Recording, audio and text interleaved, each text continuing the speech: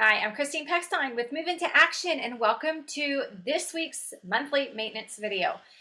We have been working on our boundaries, and I know we took a look at boundaries and how they affect us concerning other people. This week, though, we did something different, and the show episode that I did that you should have already listened to it by now. If not, go back and listen to it when you get done with this. But what we talked about this week specifically in this episode was personal boundaries. And why would we want to embrace personal boundaries? Why do we need those ourselves? So many times we need them just to protect ourselves from us, because we can be our own worst enemy at times. And so we need to have boundaries and things that protect us from us, that protect us from thoughts or actions or things that we would be the cause of, that could injure us, that could hurt us, that could set us back, that wouldn't be optimal for the type of life that we're trying to live, for who we really are. And so those boundaries are important, but we need to take a look at them and from an inward perspective, looking in, not looking out and saying, why do I need boundaries from you and from all these external things? We need to have boundaries internally that are implemented because they protect us from things that we could cause. And so that's what we're taking a look at. And I'm going to go through a list here with you because I have an assignment that I want you to focus on this week for your monthly maintenance coaching. Okay, so with boundaries, we don't want to set ourselves up for failure. And so often it's easy for us to do unintentionally. We start that new diet. Okay, this is the first area that I'm going to talk about right now. I want you to think about this. Think about your life area of health. You start that new diet. You start the new exercise program, okay? We don't finish it. We start off strong, but we don't maintain it. And it is important for us to maintain it because that's how we become successful in it. It's not from doing it one day. Success is never a one-time, one-occasion event. Rarely it is. I shouldn't say never. It can be. But most often, success results when we're faithful to the day-to-day, the little steps, and over time, we become successful. It's not an instant, one time, and that's it. We never have to do it again in our lives. Success is not really like that. So if our health is something that we need to protect ourselves from because we constantly overeat or we choose the wrong foods, that's just, it's part of who we are. It's our genetic makeup. Decisions that we make are bad. It could just be that we're just choosing dumb things. We see, dessert. And we eat dessert all the time first. Well, we're starving our bodies and not getting optimal nutrients, and we're just putting on weight. That's something that we're causing. They're not smart decisions. So we have to look internally at us, who would be responsible for this. And we need to implement boundaries for our own good. So we have to come up with boundaries that we set because we know that we're weak in an area. We know that we're going to fail, that we're going to have setbacks, that we could fail, that we could have setbacks. And we need to be prepared for those. So setting boundaries as we look inward and we look at ourselves and the things that we do, that we choose, that we might mess up, and we all do it, is that we're not setting ourselves up for failure. We're creating boundaries because it helps protect us. It helps keep us safe. It will help us become successful, not just today, not just tomorrow, but over the long term. All right, so the 9 different life areas, what I want you to do, and this is your assignment, I want you to go take your think drink. If you are not familiar with a think drink, if somehow that has evaded you and you've not heard of it yet, it's where you just go and have a cup of coffee or your favorite beverage. It could be at home. It can be at a coffee shop. I recommend going to a coffee shop. It's my place. It's where I go. It's my third space. It's where I can relax. I don't have distractions. Put the phone away, put it on vibrate. Maybe don't even take the laptop. Just watch the video and know what you're supposed to do. Take your 9 different life areas. If you take your materials with you from your other videos or from the other trainings that I have online, you can take that with you, those workbooks, and you'll have the 9 different life areas.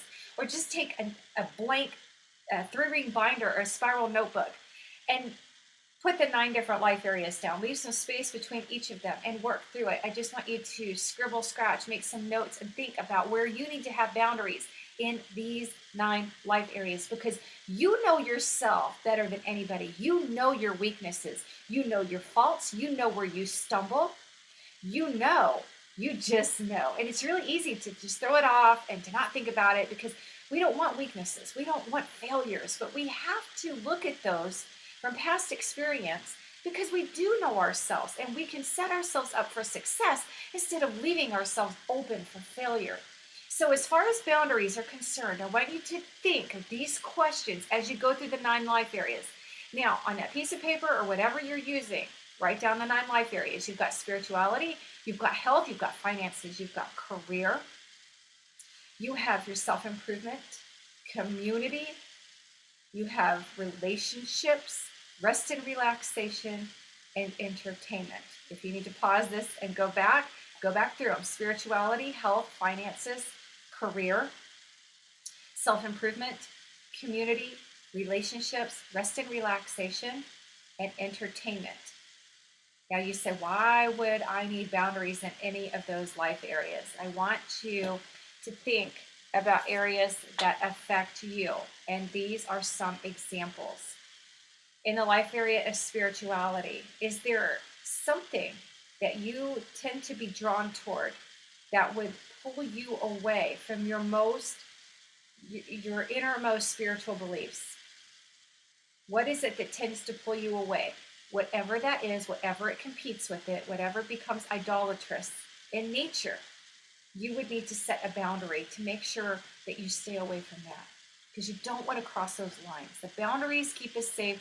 They keep us within that safety zone, so we're not crossing those lines. So that would be one area that you could look at for spirituality. For your health, do you exercise too little?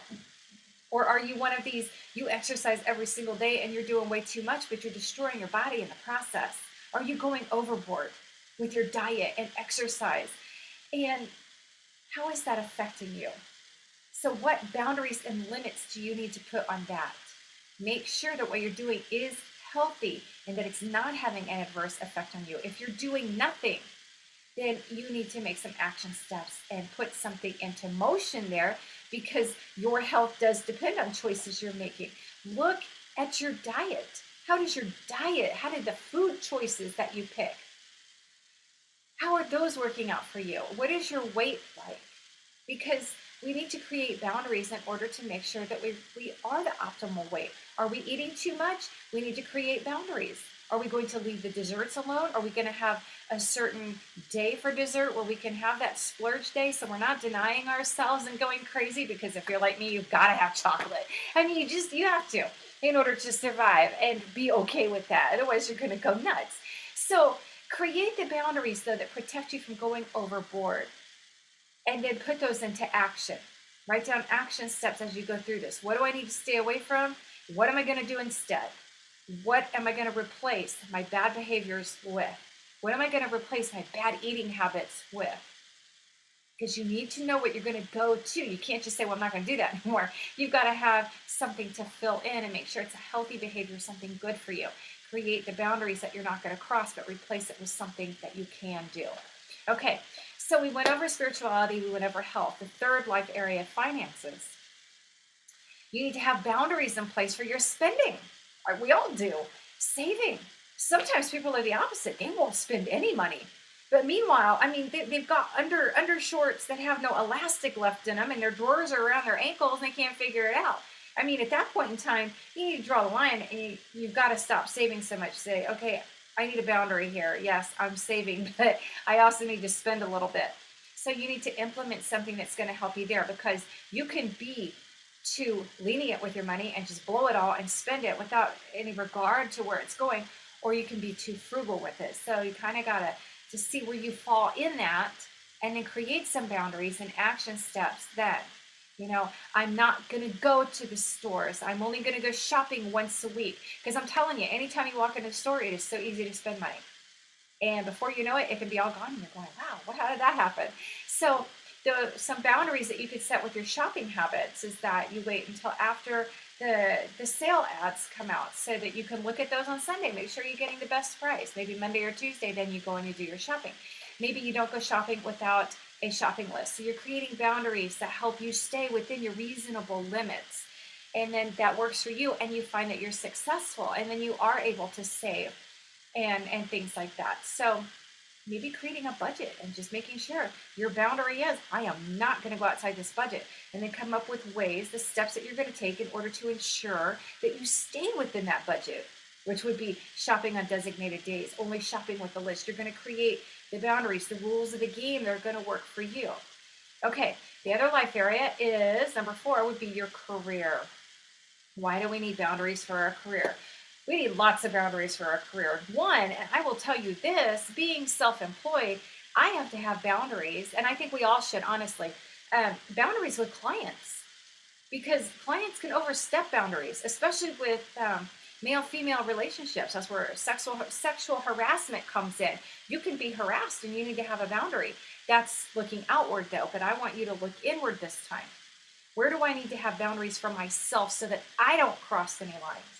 Because we can very easily be tempted to cross lines that we shouldn't in relationships as far as work goes and working conditions. We could be a workaholic. Maybe we're working 90 hours a week and our family's suffering. We don't know why our relationships are suffering. Well, let's take a look at our career. How long are you at work? And are you really at home when you're off, or are you still working? Do you have your phone on you 24/7? Are you responding to emails because, they can't wait till Monday? They can. Most of the time, they can. There are things that you can work out in order to put the phone down, take time off, really have your weekends to yourself. Depends on your career, and you have to know how to do that. But there are ways to work around it so that we're not working 24/7, always attached to these devices, never getting a day off, too busy for vacations. We have to create boundaries that work for us in the career environment, whether it be relationship boundaries, whether it be boundaries with how much work we're going to do, whether it be boundaries for how many hours that we're going to put in, that we can reasonably put in while still maintaining the rest of our lives and our health.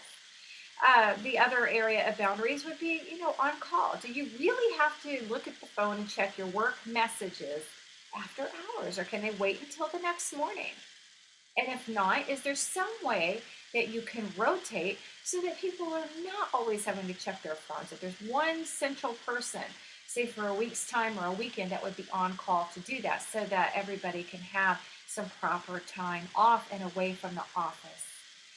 So the 5th area, as we continue, would be our self-improvement. There are self-improvement junkies. As a coach, I coach individuals that are self-improvement junkies.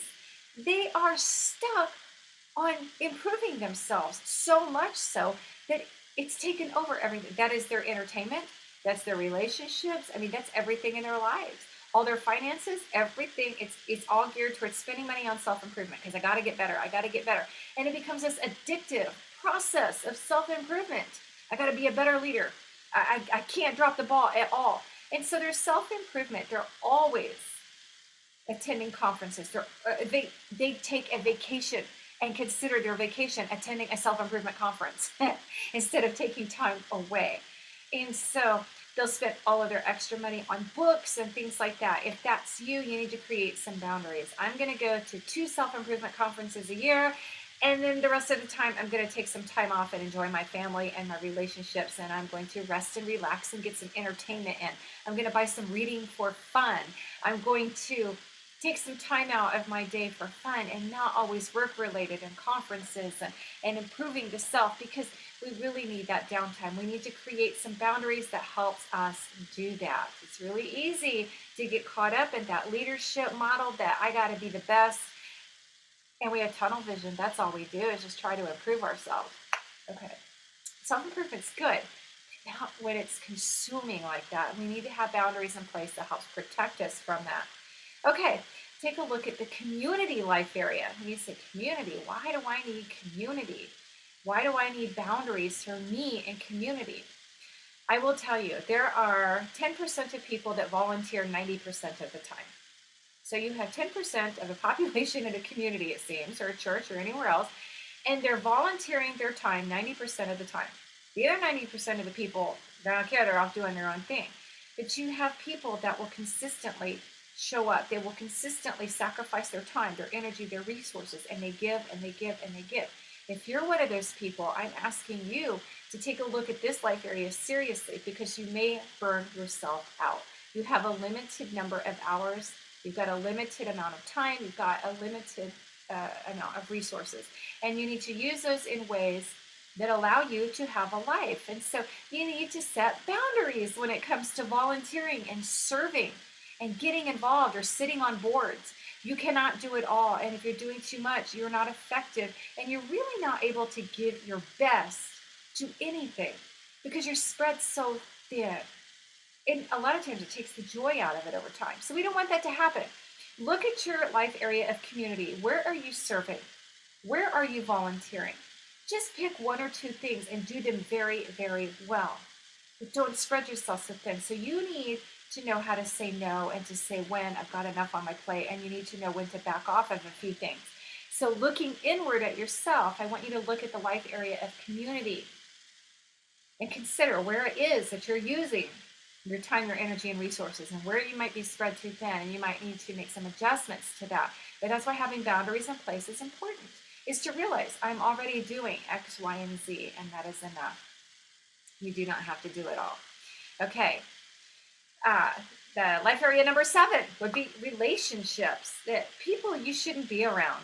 There are people we should not be around, and we know who those people are. Maybe you're trying to kick a habit. I know that I'm a former smoker. I used to smoke. When I quit smoking, it was very difficult for me to change my life while hanging around the same people who were not changing their lives. They were not interested in leaving bad habits. And I'm telling you, when that happens, it makes it really difficult for you to succeed. And so you need to look internally at you and say, I know these relationships aren't good for me, and I'm really trying to make this change. So for a time, it doesn't mean it's permanent, but for a time right now, I need to abandon these relationships. I need to step back. You may not abandon them completely, but you need to step back because it's not a healthy environment for you to be in. And you need to know that and to be able to say, I'm not going to be participating in this with you right now because I'm trying to make some changes in my life and I can't. And so then put some action steps together to help you avoid the places where that group goes or where that person is at, and replace it with another. And for a time, may not be permanent. You might find it is permanent, because sometimes when you get away from toxic people, people that are not good for you, people that have really bad habits that tend to rub off on you, because we become a product of who it is that we hang out with the most.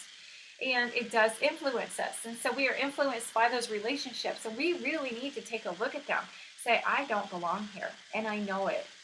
And we need to take some action steps, put them into play so that we can become successful at the habits we're trying to quit or the changes that we're trying to make in our lives. And we have to surround ourselves maybe with some new people. So those would be boundaries about who you're hanging out with and who is influencing you. And looking inward also means that you look at other people and you say, I'm not good for that person, where you know it, and you might have to make some changes based on your involvement with the person and how you affect that person. So those will be some things for you to consider with your relationships. Now we are at number 8, which is your rest and relaxation. This is a huge area because most of the time we don't get enough rest and relaxation. Most people. Now there are sometimes I coach individuals who get too much. They're lazy. They don't want to do anything. They get too much rest and relaxation. It interferes with work, with their productivity, and all kinds of stuff. But usually it's the opposite. It is that we don't get enough rest and relaxation. We don't take our vacations from work.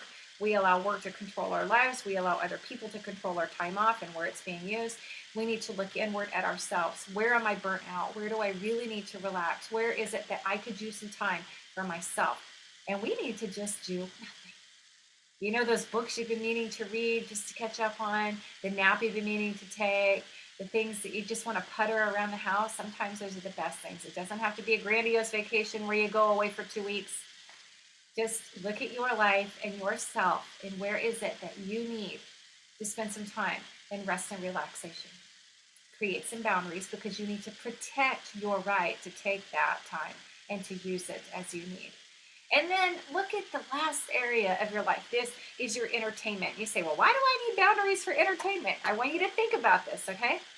Entertainment is a very good thing. It's fun. We love it. We love to be entertained. We love to do fun things. We love to be busy and have all kinds of activities.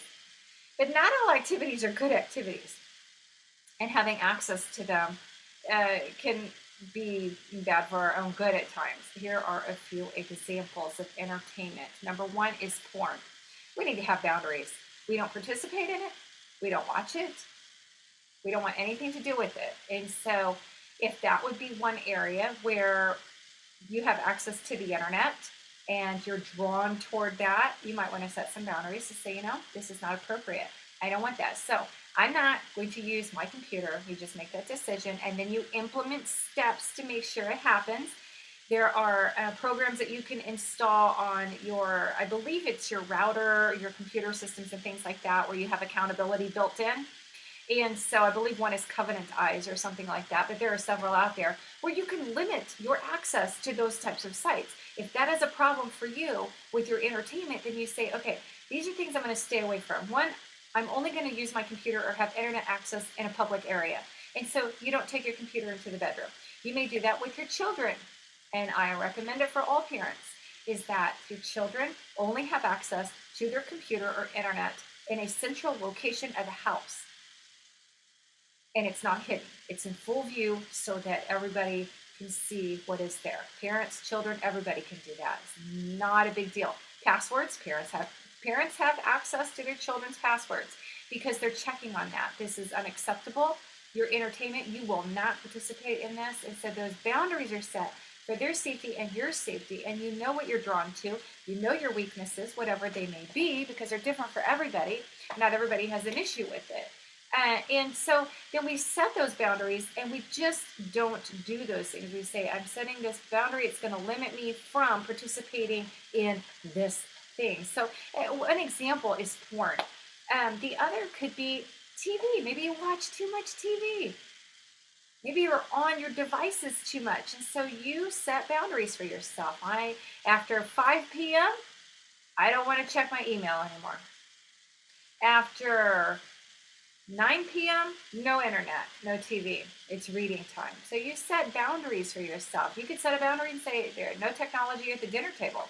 When I'm eating, I'm not going to be on my phone. It could be when you're gathered that you keep that kind of stuff put away. Just make it a rule. You set a boundary. We are not going to use these types of things during these designated times and in these ways. And so you set those boundaries to create limits, and they help everybody then. So it helps you, but it'll also help those in your household. All right, so we have gone through everything from spirituality, health, finances, career, self-improvement, community, relationships, rest and relaxation, and your entertainment. We've gone through all those. Those are the 9 different life areas. I've given you some examples, but I don't know what's going to work for you, because this is the thing about life management. It's unique.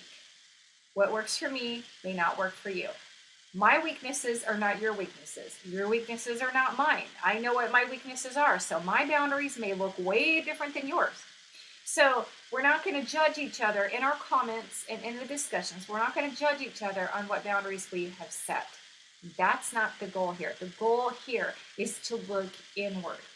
If you want to share your discoveries or your thoughts or things that you've had a revelation about boundaries and how they affect you and your family in any of those 9 life areas, and you want to share them, you can. You do not have to, because it's personal. And there is a such thing as privacy. We don't need to know your business, and you don't need to know ours. So it's a choice. If you have an aha moment and you want to share it in the group, by all means share it, because we can learn from each other. But we're not going to judge each other, and we're not going to say, I don't agree with your boundary. That's not what this is. I just want people to share what they have found works for them in setting boundaries that help them live the priorities and the things that are important to them, while eliminating the toxic and the bad things from their life that they don't need. Because again, this is about protection. It's about preservation. Okay, we all have the freedom to set our own boundaries and limits in any of those 9 life areas. So if you discovered something about your diet and you said, when you said that, I realized I really do need to change my diet, and I'm responsible for doing that. So I need some boundaries. I'm not going to buy junk food. I'm going to buy more fruits and vegetables. And so we create those boundaries. We don't bring that junk into our homes and then we're not going to put it into our bodies. If that was something that you discovered and you said, hey, this really fits, this is what we're going to do, share it. Because really, we would love to hear it, but I just don't want you to feel like you have to. All right, so your assignment is to go through each one of those 9 life areas. Sit with a think drink for, I don't know, 45 minutes or an hour. Half hour is all you need sometimes. And just think about it. Where do I need boundaries? What weaknesses do I have? And where do I need to set boundaries that will protect me and keep me from those bad things? And if I don't want to be involved with those things, what am I going to do to replace it? Because if you leave it open, you're going to get fidgety and you're not really going to know what you're going to do. Okay, I'm giving up a bad habit, but I need to replace it with a good habit. So create your boundaries. You know what you're not going to participate in. You know what you're going to say no to. You know what you're going to limit. You know what you're, for a time, going to push back because you're going to try to create some new habits. So when you think about the 9 life areas, you know what it is you're going to push back. I need to create a boundary. I got to create space. I got to get this stuff out of here. Now you're presented with a clean slate. So I want you to think, what am I going to replace those bad habits, those toxic things? What am I going to, I'm going to get rid of that stuff. Now I have a clean slate. I have time and energy to create some good habits. Now that I've implemented my boundaries and I'm cleaning that stuff out, what am I going to do? What does it allow me to do? And just put a few action steps down. You may not be able to eliminate everything at one time, and it's not expected to. Just pick 1 or 2. If it's your health right now, pick 1 or 2 things, but come back to it. Read it often. You need to go back to this because you need to understand why those things are important and why you're doing them. Once you do that, you'll be able to be more successful in doing it. So I want you to go ahead and do that. And then when you are finished, hang on to it because we will review it in the Q&A and you can join me online. Just follow along and you'll see that date and time there. Okay, you guys have a great week.